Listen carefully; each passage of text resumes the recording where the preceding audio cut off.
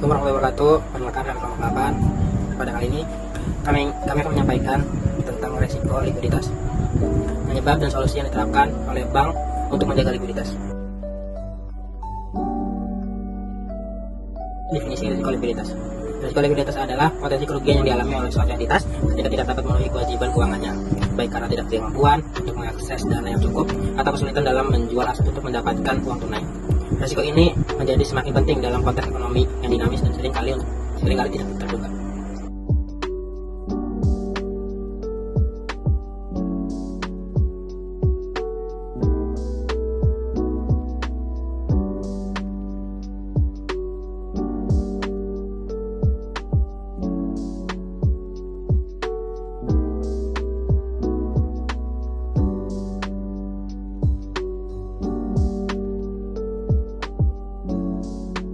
Penyebab resiko likuiditas yang pertama, manajemen arus kas yang buruk, tidak kemampuan untuk merencanakan dan mengelola arus kas dapat menyebabkan kekurangan dana saat dibutuhkan.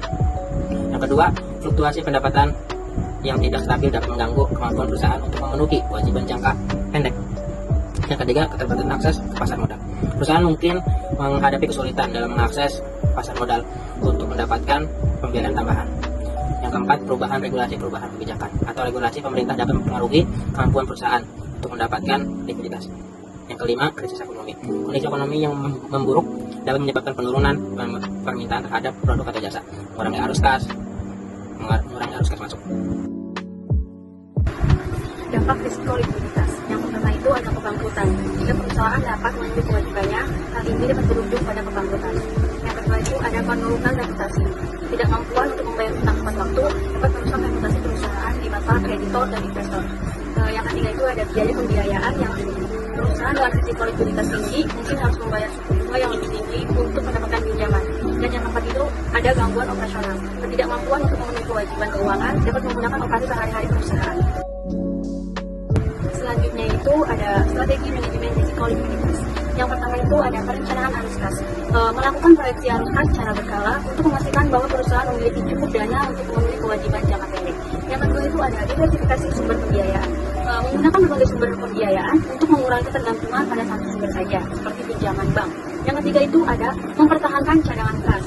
Menjaga cadangan kas yang cukup agar perusahaan dapat menghadapi situasi darurat tanpa harus menjual aset dengan harga rendah.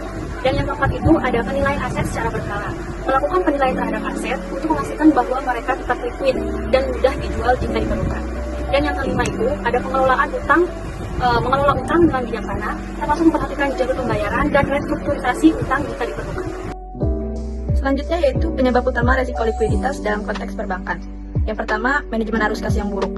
Manajemen arus kas yang tidak efektif adalah salah satu penyebab utama resiko likuiditas dalam perbankan.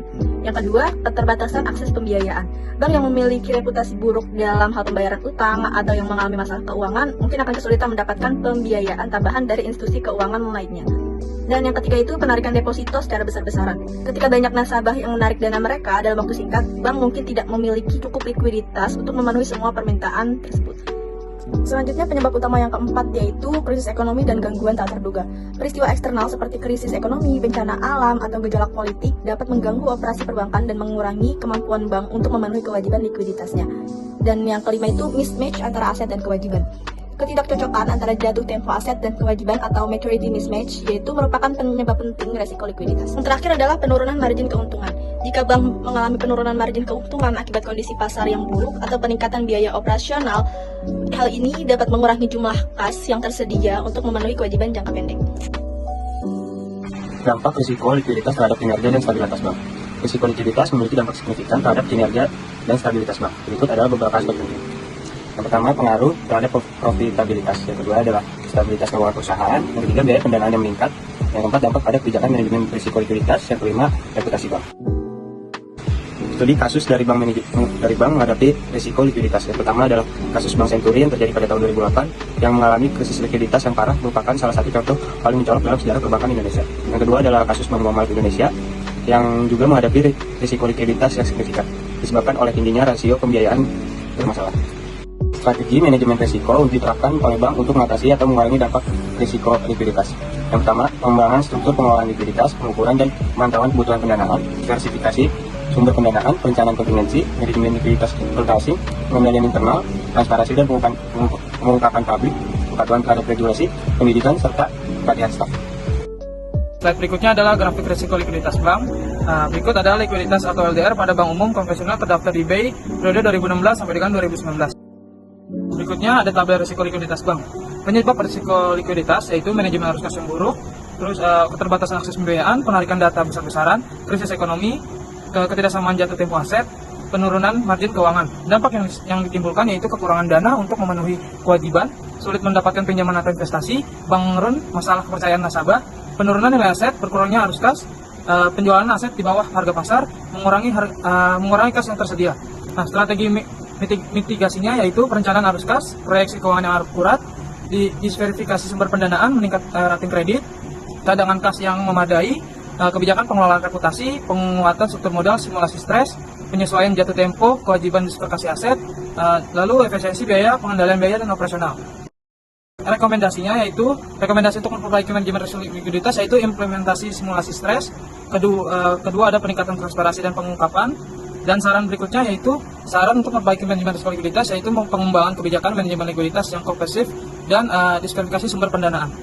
Sekian presentasi dari kami kelompok 8, kurang lebihnya mohon maaf. Assalamualaikum warahmatullahi wabarakatuh.